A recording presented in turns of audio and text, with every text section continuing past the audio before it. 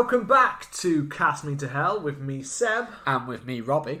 And this week we are coming at you with some... Well, we've had much debate about this one. We had a bit of a back and forth before we started, so... my original idea was forgotten horrors, as in horrors that maybe you've heard of but you've never watched or got released and then kind of... There was never any other hype for them, so they kind of just got lost in time. Like I said to Rob about any film you watch on Amazon Prime, half the horror films on there are films that like people are like, I've never heard of it, or you don't watch it because you're like, well, I've never heard of it, so it must be shit. Yeah. And then Robbie, where did you come from it from? I went for films that like people may have watched, however, didn't get enough praise, or maybe kind of like slipped through the net. Or became cult films.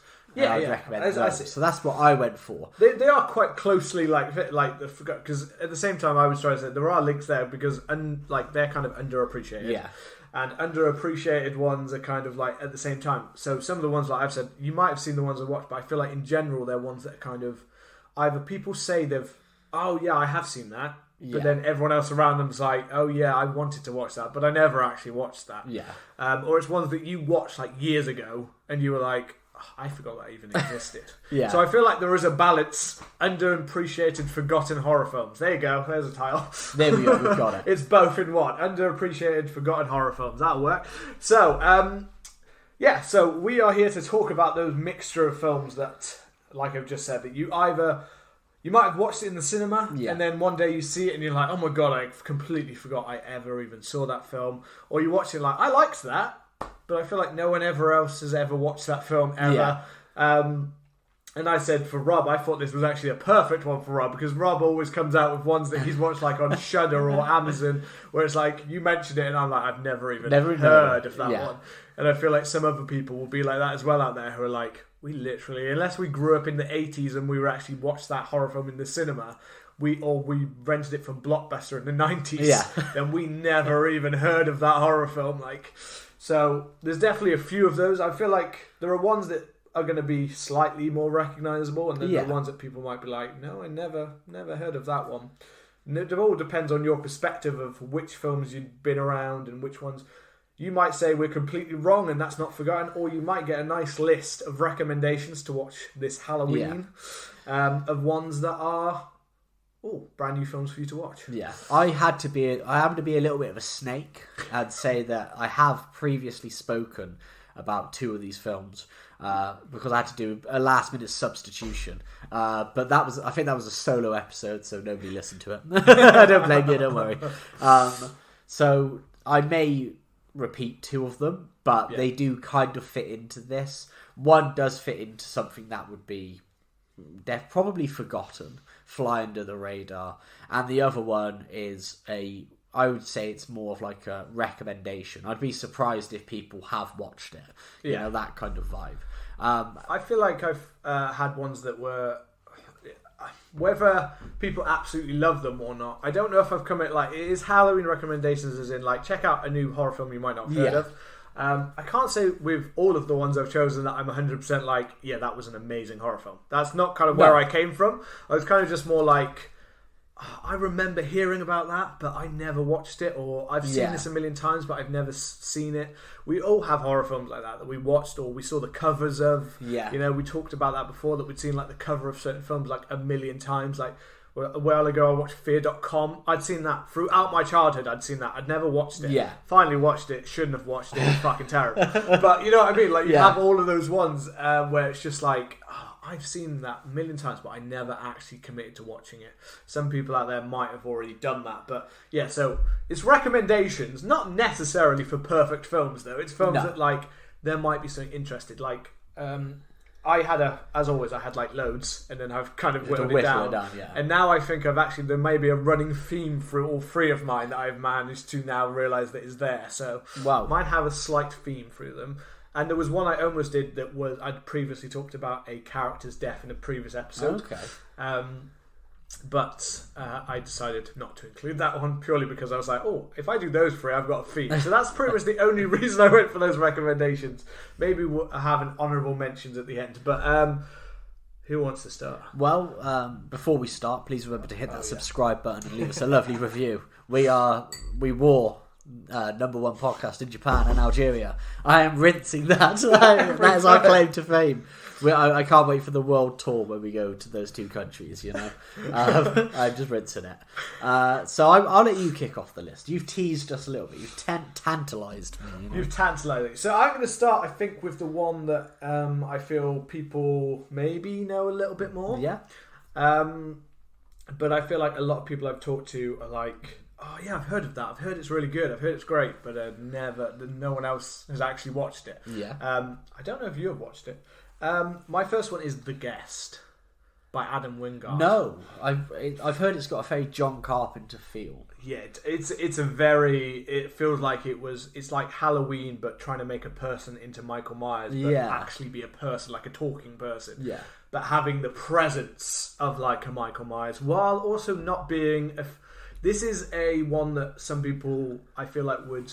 So Adam Wingard, obviously, Blair Witch Project. He was in the original, but not the director of the original. Yeah. He did the remake that happened that I haven't seen, but he also did You're Next. Yeah, which was class. And now he's done Godzilla versus King Kong, and then he's doing the new one as well. And he did Death Note, which was not so well praised either. I have seen that one. It was okay. It wasn't great. And if you didn't like the original, apparently compared to the original anime or manga, I can't remember which one it is. It's terrible in comparison to that. But hit or miss or not, for the most part, he seems to have a kind of a fun way. He brings some originality to his horrors. They're not always perfectly structured, and a lot of people say The Guest is his best film. Yeah. Now, it stars Dan Stevens, who before this was known for Downton Abbey being a very posh... Yeah. I think which is also what helped this film is the fact that he had an actor who they did not expect to give the performance that he did. Yeah. This is 100% his show, and he's fucking phenomenal. I've heard he's amazing. Yeah, he is just... The whole film is pretty much... I'd almost say this film would not be nearly as good as it was if his character was not so charismatic as he is. Yeah. While having this real seething, it's basically, this is where there is a lot of like Halloween references in the way that he stands and watches and stuff like that. He's almost like if you took that kind of mystery of Michael Myers, but then brought a kind of added together him with like a much more kind of charismatic kind of character. Yeah. It's like you put him with like a McConaughey or something like that. And you put those two characters together. It's the weird thing of that you really like him in one scene and you're really creeped out by him in the same scene. He says things that are like violent, and anyone else who said it, but because he's like this handsome all-American soldier hero kind of that they believe he is, you are really like drawn into him. Yeah. But he says stuff that you're like, that's wrong. Like no one's calling you out on it. That's not a good thing to say. Like he's talking to so to give the basics of the story, a family who's grieving after the loss of their son in the Iraq War are visited by a guest, which is Dan Stevens' character, and he arrives and says that he knows their son, and you're very much straight away into a kind of this is a bit odd. Yeah. But he's so kind of, as I said, charismatic and likable that the family kind of very quickly let him in, and then they kind of invite him to stay because they think that he knew their son, and he's talking so nicely about them, and he tells each family about how like your brother loved you and stuff like that. And because he's saying that he hasn't really got a job or anything like that, they're kind of a bit questionable. Yeah. But he continues to do questionable acts, and around the town they start to have deaths that start to occur. I do want to watch it, man. One thing I would say is that though it's not a full-on horror, so it's almost an action horror thriller. It's like one of those multiple. Yeah. It's not like a quick like there are deaths, and you do get to see deaths throughout the film, but it's not like a fast paced. Sometimes it does feel more like an action thriller than necessarily horror. But when the intensity, I think one is his character has such a kind of mysterious that he does give this kind of you just kind of creeped out by him. Yeah. And then the ending, the third act, goes very much into feeling like a kind of a horror, like a stalking, like a Halloween kind of thing. I'm in the third act tonight, I don't want to give away like any of the twist of where it is, but obviously you can get from my idea that he's not who he thinks he is. He's a naughty boy. And that's kind of what runs through mine is all of these films are it's not what you think it is. Yeah. But Dan Stevens is phenomenal. The rest of the cast, presents some really interesting characters. It goes much darker, but it goes very action heavy at one point as well. Yeah. Like full on, like you're suddenly like, what the fuck? This is like John Wick suddenly. Really? So it's a weird balance at times. And for many films, I feel it would fall apart. And as I said, I think without Dan Stevens' performance kind of holding it together. Yeah. But every time he walks into the room, you're just like, shit. Well, this he's got that charisma, hasn't he? Yeah, he does. He's a bit of an underappreciated actor, to be honest. I've seen him Yeah. in quite a few things now, and normally when I see him and stuff, quite often he is the best part of those Yeah, films. he's good. He kind of gives. He's shown he's both good at comedy. He can do drama. He's a bit of an all rounder, but he does oddly seem like he's still a bit underappreciated. He doesn't get the roles that I expected him to quite get. I expect him to be bigger than he is. Like he now takes a few more smaller roles and doesn't seem to be. Whereas I'd say based on this film, dude should be leading man material, but he's not quite getting it. But there was a film that he got cast in quite recently, which was quite big. I don't know what it was. Maybe it was during a press release for Beauty and the Beast or something. He was Beast in Beauty and the Beast. Well, he was the Beast. Definitely not that one then. But so he's not got FaceTime in that. No. Like he was cast in. He took over. The TV show Solar Opposites, where he replaced Justin Roiland for that because he's been ousted. But either way, there's a film that he was in, and he was doing the like press tour for it, and I think it's in America because I think Dan Stevens is British. Yeah, he is British. Yeah, and they were asking him, they were going, "Oh, like so you had to." They kept Dan Stevens, you're on the show. What was it like for? To get in this, you must have had to beat off a lot of other men to get in. Oh yeah. He's just like creasing up. They're like, "What? You had to beat off lots of men in the audition?" Was on the one surely? show in the UK. Yeah, that's it, maybe. That's it. But they just keep going on about beating off men, and he's like creasing up. Oh, he does do a lot, and he does a lot of indie stuff.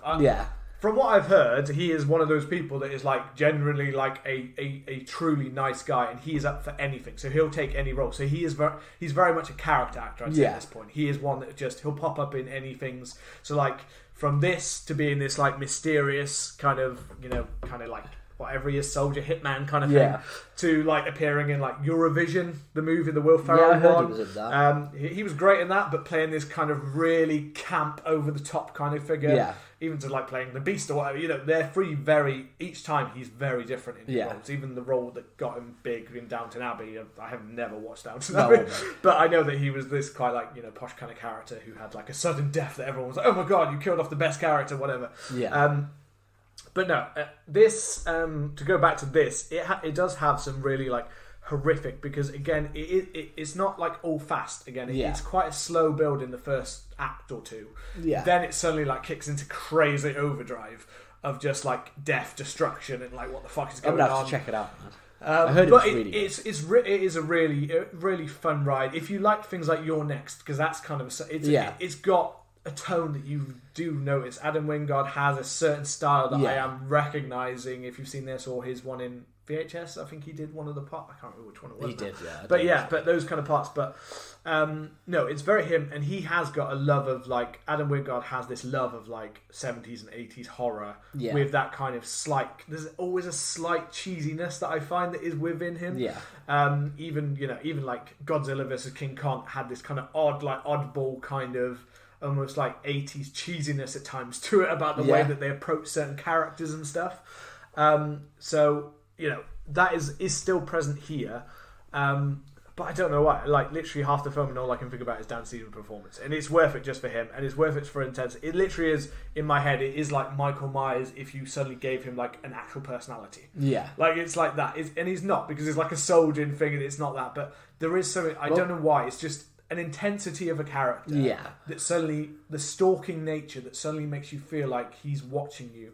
But as I said, like the character himself does all these things, like to the son, like talking about like, oh yeah, have a knife for protection, and take a beer, don't be such a little pussy about it. Those. I've seen that scene on TikTok. And like, yeah, those kind of little moments, or the way he just like lays people out and just like fuck it. But it's not like no one holds them accountable for it, because I don't know, because it's where they're in like a red stick kind of thing. Yeah. But it's because literally, like, if you come into a party and he like bashes someone's skull in against something, and they're just like, yeah, and then someone else is like, I'm gonna fuck you. Yeah.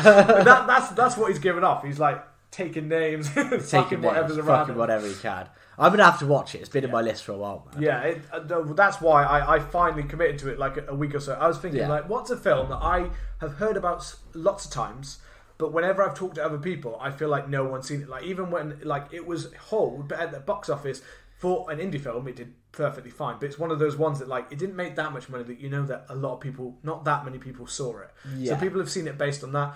It even has references to Halloween, Season of the Witch in it as well, and stuff like that. Like the characters, the pumpkin, the witch, the skull head, like are in one of the scenes and stuff like that. So like nice little horror references into this film that almost could be just an action film or a thriller, and yet he's blended like three genres together and manages to make it work when a lot of ones don't. Yeah. So that's my first recommendation for films that I feel like. You might be wrong, you might be, I saw that ages ago, it's great, everyone knows that's great, but that's why it's, I think, the most popular of the ones on my list. But I happen to know loads of people that are like, I've had it on my list, I've never committed to watching it. Yeah. Give it a watch. I mean, it's definitely the best on my list. It's probably the best film on my list too.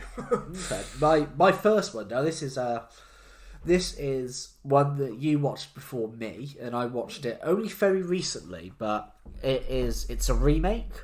It's a much more updated version of it, but it wasn't as greatly received, and it's kind of been getting more love recently, and it's The Blob. The remake of The Blob, man. That was the film that was on my list that I previously mentioned, and I didn't want to bring up just in case someone else was. And I knew you'd watched it recently, so I was wondering. Yeah, it's such a fun film, man. It was a delightful find. I was thinking it must have been a bad film because the lack of people I heard who've seen it and the lack of love kind of for the original Blob, which I have seen the original as well. But this one's just so fun and the horror is great. But it's one of those films where I went into it and I heard it was one of those 80s remakes of a classic sci-fi film. Yeah, obviously The Thing did really well, and I think they were starting to like adapt quite a few of them or go down that kind of vibe. And I didn't expect great things because I heard that it was good, but I heard that it was kind of a bit, massively underperformed at the box office. Yeah. And in the end, it was a real fucking gory good time. And the deaths in this film I thought were fantastic. They were incredible. The effects of the Blob. The effects were awesome. How they do it, like the absorbing effect is fucking amazing. Like the first dude who gets it like on his arm and it kind of slowly crawls up him, and it really takes a lot of chances with just its storytelling. Like there's one of the first characters we get, I think his name's Mike or something like that, and you're like, okay, he's the main character, and then wait, isn't that? I think it's Paul. Maybe that's Paul. The one I mentioned on the previous episode. That's it. Paul was who you think is going to be the main character. Yeah. And then about 20-25 minutes into it, it just gets splattered in the doctor's office, and such horrendous death. This is probably the one you get to see play out the slowest because you can see him burning away. Yeah, it's fucking great. And it's just real, like it's a real slow death, but you get that iconic shot of him like half dissolved trying to reach out. Yeah, spoilers by the way. Spoilers. This one's hard to say. Certain ones are going to be hard to say without spoilers. Yeah, they are. But I mean. It's not the main character. It's the Blob, and also we won't like my one. I was going to say like my one. I would almost spoil because it's like a twist that comes towards the end, which is the main like big twist that I don't want to ruin. But when you're talking about a film where people are going to be consumed by the Blob, it's hard to do it. But it does that. That's an example of it brings in a lot of characters that you think. Okay, this is like if I'm thinking of story beats and how they build character, this character should survive. They're dead. It really it has a good body count. It just doesn't mind killing people off. there's a child death in it as well. Yeah. At one point, and men, women, no one is. No one's safe from the blob. But it's because it is. It's so there's no morals to it. Yeah. It is just a thing that is absorbing whatever it can get near. Yeah. And a film about a mass blob that goes through, I feel, should not be nearly as effective as this film was. Yeah. In the original, for instance, it is mainly all about the characters, and mainly with the blob, all you kind of see is either a blob sitting on top of someone, or someone disappointed. The original's really good as well, by the way, but this one just, I was pleasantly surprised. I do remember at the start being a little bit unsure because you had the biker dude. Yeah. Kevin Dillon is the actor because he's Matt Dillon's brother. Oh, okay. He's from Entourage. So I didn't know. I didn't notice that. He's like the cool biker dude. And you kind of see him early on, but I was kind of thinking, there are certain characters and certain, because it's a sci-fi, there are always going to be some things that you can't completely nail certain parts of it. Yeah. But in terms of the blob and the actual kills and deaths and the unexpected twists of deaths that come, that's what makes this one effective. I can see how some critics might go, oh, some of these characters are a bit thin. Some of the sci-fi stuff doesn't always make that much sense, that kind of thing. Yeah. I get that. But I think when it comes to pure special effects and deaths, this film is banging. Yeah, it's a fucking class film. And it's, I think because more people are starting to watch it and kind of understand that it's a hidden gem. Yeah. But it was really panned, and I think it lost a lot of money. Yeah, it did. Yeah. Which is a shame because it's big. It's quite, in terms of the scope of it, it really builds well. It ends very climactic and has a lot of explosions and a lot of effects. Really, it's very effect heavy. Yeah, which is kind of what you need from it. There's quite a lot of these kind of 80s ones where they were remakes, but they seem to have been panned. Even though I'd say they have, maybe they're not perfect, but they have some generally scary kind of effects way that they go about doing things. Another one that pops to mind might like it is Invasion of the Body Snatchers, but the 80s one, which isn't perfect. But some of the death scenes are really creepily done. They stayed with me when I watched it when I was younger. I'm not sure if I've watched that one. I don't know. I thought you'd watched it around the time I'd watched it. I don't know why, but it has just a real creepy way of showing off the characters. Again, it's not perfect. Some of this stuff doesn't quite work, and that one's, I'd say the Blob's better than that one. But the way it shows, the way that they're infected and diseased, is so that I saw it when I was a kid, and I watched it again more recently. But it always stuck with me the way it does that. Yeah. And if I was a kid watching the Blob and seeing Paul's death, for instance, I would be fucking scarred. I'd be pranging. Yeah, because it is it's literally looks like one of the most painful. Yeah. When you just don't expect it, because when you think the Blob, you think, oh, it's just a thing that sucks people up. Yeah. They found a way to make it terrifying. The idea of being sucked up by that and being dissolved, devoured, disintegrating before your eyes. It kind of goes beyond what it was like in the original film. Obviously, they didn't have the budget to do that, and it wasn't at the time. But it really makes you actually think oh fucking hell, real body horror. The way you can see them when the Blob touches them or gets or takes them over is holy fuck. Yeah. that is a brutal way to die. Basically if you said people's worst ways to die, literally probably the worst way people probably would say is something like burning. Yeah. You know what I mean? Being in fire, I'd probably say is probably my worst one that I could imagine. The pain that comes with burning to death. Is probably top of my list of ways I would rather if you see me on fire, just fucking shoot me or stab me to death, or fucking kill me, just pop me in the head, be quick, you know what I mean? But this is basically that. This is basically slowly burning in acid. Yeah, that's equally as painful because every nerve in your body is just fucking being devoured, and you're feeling every bit of it. Yeah, brutal. Yeah, it's fucking brutal, man. What's your second? Right, my second one. I'm going to go with one that is probably my weakest film on my list, but one that I remembered seeing and had never actually watched. And it is a horror film called Cry Wolf from 2005. I've heard of it. So it matches in perfectly with your classic kind of follow-up within the Scream generation of a group of kids. It's a bit Scream, Halloween, H2O. I Know What You Did Last Summer. A group of friends at a boarding school. Yeah. And it plays within the Cry Wolf. Now, it's not actually a film about wolves. It does not have any wolf in it. It's not a werewolf film. Which was my first thought, Cry Wolf, about a bunch of things and mysterious things that are happening. It's basically, this film is very much about the social way that we deal with in schools, about the way that rumours can kind of make terrible things, consequences happen. Yeah. And it's about a group of a new British student that comes to an American boarding school and is drawn in by this group of people who seem to find it funny to play with other people's lives, to kind of mess around with them. Yeah. It's interesting because it's very much, again, thriller kind of horror boundary. Yeah. And it's all about the fact that they talk about this kind of a girl is murdered at the beginning of the film. You don't know who it is, kind of hunted down by someone. And they start to decide that what they'll do is they'll make up these lies about each of them, as in they have been murdered, and then send it to other campuses, other things like that. So other schools start to have this spreading rumour of the idea that there is a serial killer, there's a murderer that's going around.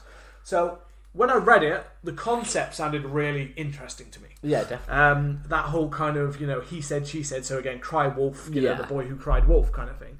And because the main character, the British student, gets involved in a lot of this, he starts to become the suspect of a lot of things that are suddenly happening around campus and around whether there are bad things happening. And it's very much more about the social, I'd say. Yeah. Now, the slasher part of it comes in and is played where obviously the students that they've started to make these stories about start to die in the way that it happens within the things they believe. This film also stars Bon Jovi. Nice. in a role as the main teacher who's kind of questioning what they're doing, but he's also a despicable maybe teacher who's getting up Naughty and maybe boy. diddling with the students and stuff like that. I believe they're meant to be old enough students that he's not illegally diddling, but he's still diddling nonetheless, so a perfect role for Bon Jovi. He does not sing in this film, so if you're coming for that, then I'm afraid that's not the recommendation I'm making. There's no music. Go and listen to Bon Jovi's music if that's what you're into. A bit odd, but so now it's an odd one because I'm reckoning it because at certain points you get to films that you're like, I've never seen this and I've always had it on my list, and I feel like maybe some other people out there might look upon it or see the poster and be like, I've seen that like a million times. Now, the one thing I'm saying is it's not a great horror film, but it's got an interesting concept and it's kind of interesting to see how it plays out. Now, it doesn't quite stick the landing, but basically the whole film is kind of nothing's what you thought it was. Yeah. It's all played out differently. You've kind of got characters who are kind of playing chess the whole film. Yeah. They're kind of messing with things the whole film, and nothing's actually what you think it is. Yeah. To the point where it comes to kind of what should maybe have been a more devastating conclusion than maybe the director manages to pull off. But I've mainly added it because I've revisited a lot of these films, and out of all of them, I feel like at least I kind of found this kind of interesting what they were trying to do. Yeah. And I feel like it's one that I had never seen and I've never heard anyone talk about. That cut might be because, people think it's absolute shit. Maybe. Well, I just looked for it's not greatly reviewed. Yeah, I just checked it on Letterboxd and I don't actually recognise the poster, so I don't know whether I'd actually heard of it. Because it was in our... it's 2005, so it's right in our kind of era of when we would have been into ones. But yeah, I think this definitely falls into the completely forgotten about. Mainly because probably it's not amazing as a horror film. But I don't know. There was just something about the concept that made me more, and I feel like some people might really dig it. Like it's kind of, I'm trying to think of like one of those films, like Mean Girls. It sounds almost like it would have been in the urban legends. It's a bit in that era. It's kind of like that franchise. It's kind of within that. Like this could have been a Futurix, and it could have been an urban legend film. Yeah. But it's interesting. Some of the deaths, and then some people might think the deaths aren't like that amazing, but again, like I said, nothing's what you think it is, kind of thing. And it comes to an interesting conclusion that tries to have a twist that one part of the twist works, and then it tries to have a second double down, and the second one's like you're either sat there like, well, duh. Yeah. Or you're like, I don't get at all what you were trying to hint at there, kind of thing. But yeah, nothing's quite what you expect it was, just like with The Guest and just like with my next one. But yeah, that's pretty much all I've got to say on that one. It's just give it a try, see what you think. Well, I mean, I just like I haven't seen your second one, I'm betting that you haven't seen mine, and this is it. I did briefly speak about it in my underrated slashers episode, and that was Grave Robbers, or as it is known in Spanish, Ladrones de Tumbas. I mean, I probably butchered that. Ladrones de Tumbas. Well, it's a Mexican horror movie, and it's a super kind of weird take on a slasher. You know, I love kind of European horror and kind of, you know, South American horror as well. Just the kind of weirdness to them. Italian's top for me, but this kind of fits in that same vein. Not quite like Giallo, but very weird. Like, there's a police investigation scene where, like, it's fucking... You would be like, oh, okay, this guy should be in jail for crimes against humanity, you know? Or, like, this is not how you interrogate somebody, like holding an Uzi to the head. And, like, this isn't a suspect. Has like, it got the strange and unusual dialogue of Giallo? It's synced. It's like, you know, it's dubbed, but not synced very well. But it's really weird because it takes place. It's like a satanic zombie slasher. And I like the blend there. It's a zombie slasher. Yeah, but it's really weird. Like it's about this. I mean, it's European horror, so it is. Well, Mexican horror. Mexican horror. Mexican horror. Yeah. But still, South American. Horror. Well, actually, Mexico's still North America. No, yeah. Sorry, I got into geography. You did. I got into teaching mode then. Yeah, I was like, wait, no, Mexico is at the bottom of North America, not South. There we go. Yeah, well, Southern. Yeah, Southern. There we go. And it's a lot more of like an occult reason for it happening. So this really buff, handsome Satanist is about to like sacrifice a virgin. I was about to say, you said buff, handsome, and all I was thinking was, in this kind of horror, does he fuck? He does. I think he goes to fuck. He's trying to fuck, but basically, like, he gets killed by these knights. A bunch of kids like go into a graveyard to try. When you say knights, you mean like Knights of the Realm? Knights of the Realm. Yeah, the summer nights get to him. You know, it's just like heat exposure. Yeah. He just dies in a tomb, shrivels up. And basically, he gets reanimated somehow. I can't remember. People rob his tomb, or they take like a sword out of something that's supposed to be doing that. Yeah. So this undead zombie comes back. He's real buff. He's got a real weird hairline. They've like put a wig on this like zombie, or like it's like a Mexican Jason, you know, but with like weird ass bonnet. And he basically wants to bring about the birth of an antichrist by piping and by impregnating a virgin. And it's kind of, you know, it's got some gruesome kind of scenes in it. It has, like I said, this police interrogation that you wouldn't think would be out of place in a Rambo film. Like, that's how weird it has. Everybody's got like a mustache, which is good, and they all dress like they're in like Scarface extras. And you get some like quite good kills in it. So you get like my favourite character, I can't remember his name, but he's like this fucking dude who wears like a vest, a leather waistcoat, and has got a mustache. He gets decapitated. You get like quite a cool disemboweling scene, and you get your money's worth. It's one of these films that's like quite weird, quite quirky. Yeah. It double billed on Shudder with another kind of film that's very similar, except instead of as in like a 80s, 90s, or is this like this is an modern 80s film? Okay. It's from 1989. Interestingly enough, all of mine are from the 80s. I didn't. That wasn't supposed to be a vibe. That doesn't really surprise me. I'm not going to lie. Whenever you talk about anything you've watched on Shudder or Amazon Prime, half the time it's either like 80s or 80s inspired. Yeah, that's basically it. You love your 80s horror. I do, but that's all. That's like Shudder seemed to do. Like, well, I've got rid of Shudder now, but this was when I watched it. They seem to do like, oh, this is like an 80s European film, or this is an 80s inspired film, or this is like a really low budget independent film. you must think it's amazing. You must think it's the best thing ever. And I'm like, it's okay. It's good, you know. Shudder were just about to decide they were listening to our podcast and going, we think this might be a good one to choose. We can endorse you these just said boys. you cancelled it, so you're like, fuck these guys. These were the number one podcast in Japan and Algeria. Our two we are prime going markets. to choose. We were going to choose these. We're going to sponsor them for an actual podcast. Then he just said he cancelled their subscription. That's not good. Yeah, I cancelled it, and we're fired for devious ways. There's more devious ways. Devious options. You did. You put nefarious thoughts in my mind.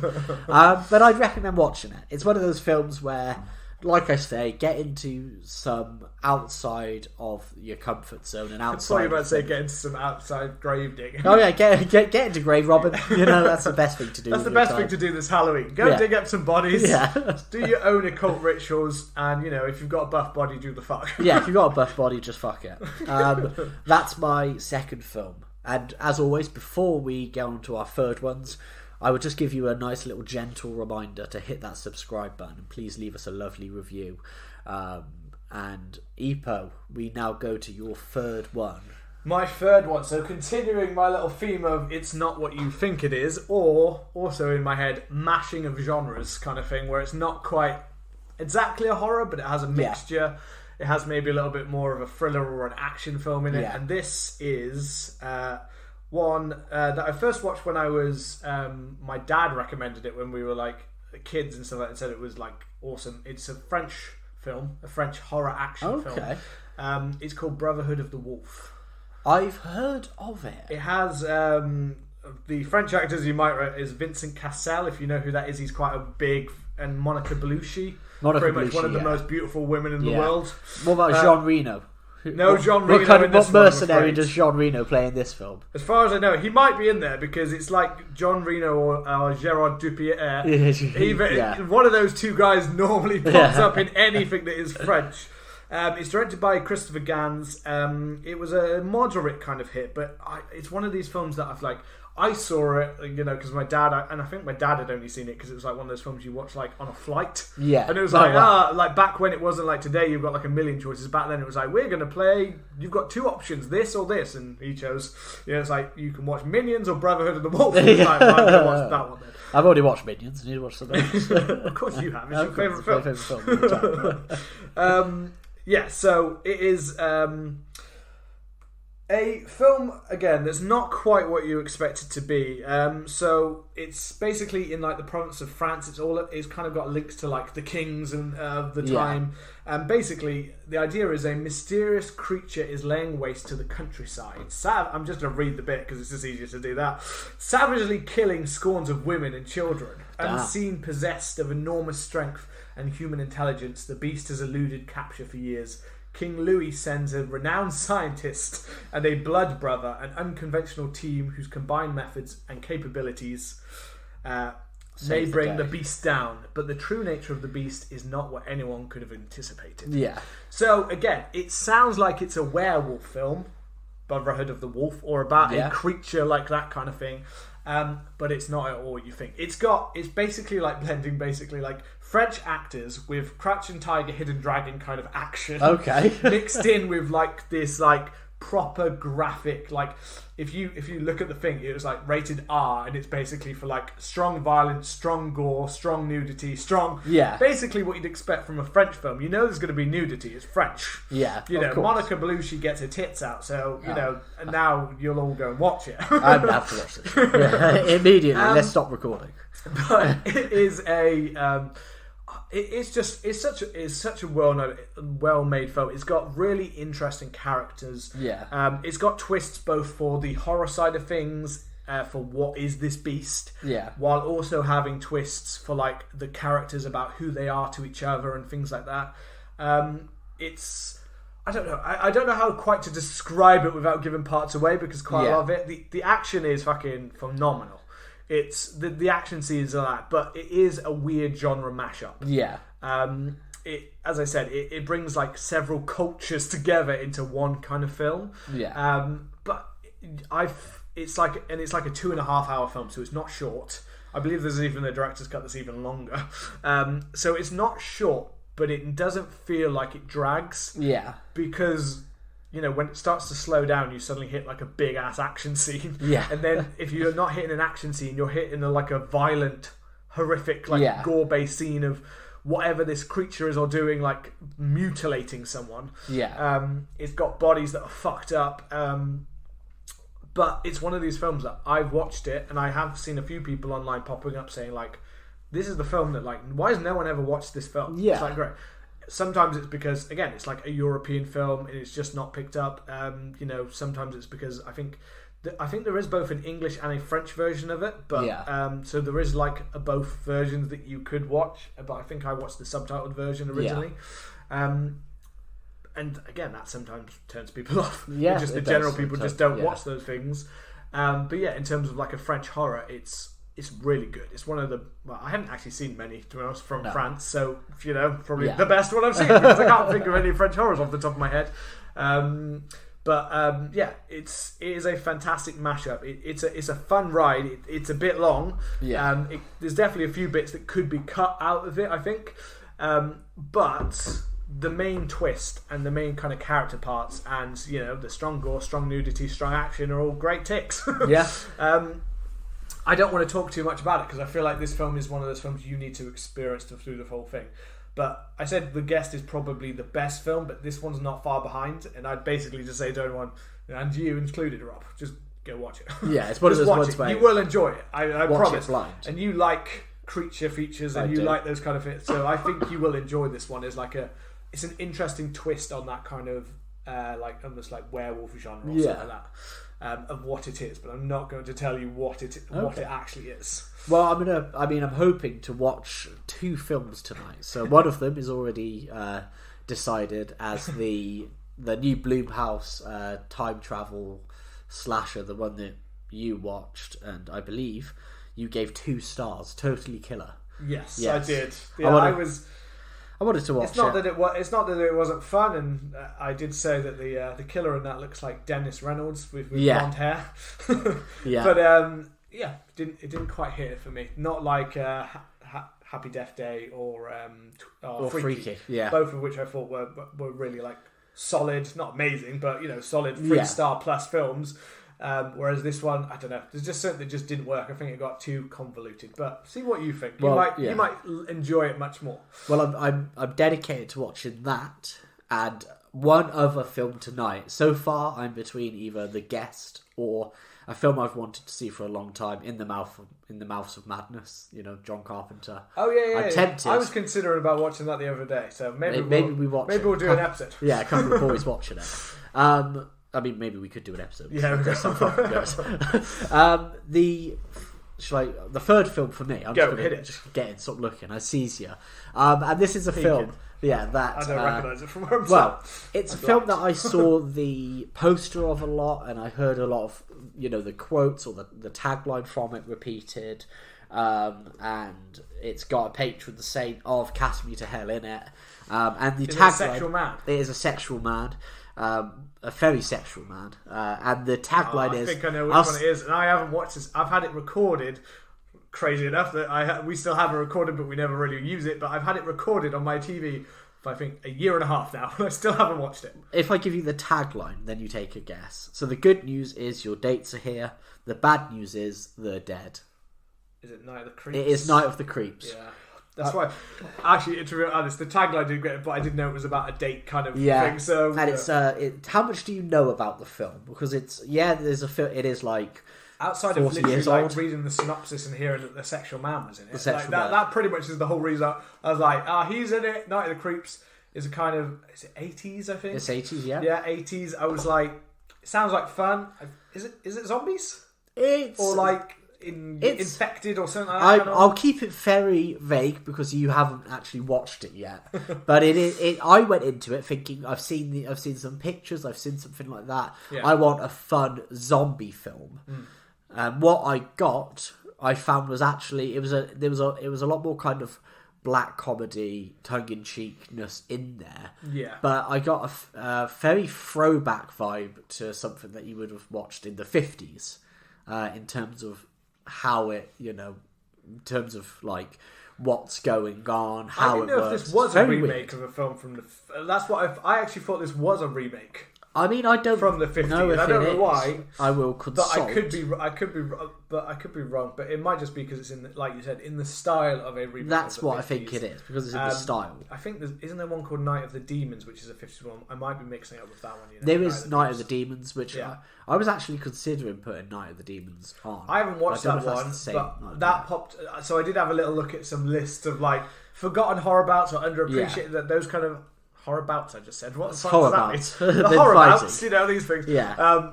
And this one popped up, Night of the Creeps, and so did Night of the Demons. I'd never seen Night of the Demons, so I didn't go for it because it wasn't one I'd seen. But I was looking at those good, and I was like, oh, I should watch Night of the Creeps, and I still didn't do it. I just went and searched for other random ones. Yeah, but it's a fun film. You've got Tom Atkins is good, and he's this detective who's cynical and is kind of like doesn't really believe what's going on. In fact, thinks something else is going on. I'm trying not to tell you because I watched it thinking Tom Atkins. Does he fuck? Oh, cool. He fucks everyone. He probably fucks. Does. I imagine. But it's one of those films where like I went in expecting a very by the numbers zombie film. Yeah. And then as soon as it started, there was a lot more wackiness and weirdness in it than I have heard some people compare it to like Return of the Living Dead and stuff like that. It's a bit more in that vein than it is in something like a Romero film. Like there is gore in it and there's stuff like that, but it's not exactly like massive levels of gore. And more, it feels like if you told me that this was a remake of a film from the 50s, I'd be like, yeah, perfectly understandable. I could see how it is. Yeah. And it kind of feels like, now when they're making films that are set in the 80s talking about Totally Killer, it feels like this film was them going, we want to make a 50s film, but we have to kind of modernize it and update it. Yeah. So I won't give too many spoilers, but it's a fun film. It's self-contained. I think there was an unofficial sequel, but it was only marketed as that. I think it was just called Zombie Town, and then they called it Night of the Creeps 2. But it's just a fun film that has some good special effects in it, some really cool scenes, some fun performances, some fun special effects and stuff like that. But it is one of those. It's a lot weirder than you expect. I definitely want to check it out. It's one I should check it. I will check it out before Halloween. Is now my declaration that I will do that. I will check it out before then, as I've had it for so long that I need to check and work through it. Every time I saw one on TV, I was basically just recording it. So I've got a list of ones on my TV that are like, why don't I just watch these? Now instead I'll scroll for several hours and just search for something instead of just committing to the ones that are there like already done. Watch Hellraiser Bloodlines again. Because, I mean, obviously this is Halloween and we've already seen all over our Twitters, Instagram, people doing like the 31 Days of Horror. Which I never do because I know I can't commit to it. As in, like, I can't commit to one a day because I just don't have the time for that. Yeah. But then I probably do at least 31 across like the month because I'll do when I do actually have a chance to sit down. Then I'll watch like 3 in a row. Yeah, or something like that. That's what I'm hoping to do tonight. Man. Yeah, I'll hit all of those in like one row, and then I know that I'm like doing it, but I don't commit to that 31. But if you are doing that, then hopefully some of the films on these lists will give you an extra one to think, films you haven't thought of. I know some of them have like every day has a different challenge, doesn't it? Yeah, there's some challenges. And all of these films I'm sure fall into one of those sections. But even if not, just discover yourself a horror element. You might not love them, but it's something to always check out something new and try a new one. I know we've both now got ones off both of those lists that we want to have a go at. Well, I mean, I guess come and let us know what your, kind of alternative under the radar horror recommendations are. Let us know any of the films that we've discussed today, and if you watch them for your October, horror challenge, horror-thon, whatever they're calling it, 31 Days of Horror. You can find us on Twitter and Instagram at CMTH Podcast. Remember to hit that subscribe button and please leave us a lovely review, and we will see you shortly. I'm trying to think of how I can tie this into any of the films, but I don't want to give any spoilers. Halloween anyway. Check out for our campfire stories that's coming at you for this Halloween, and hopefully some of these recommendations will give you some extra to watch in the creepiest of all seasons. Join us around the campfire, and we will see you shortly. Bye bye.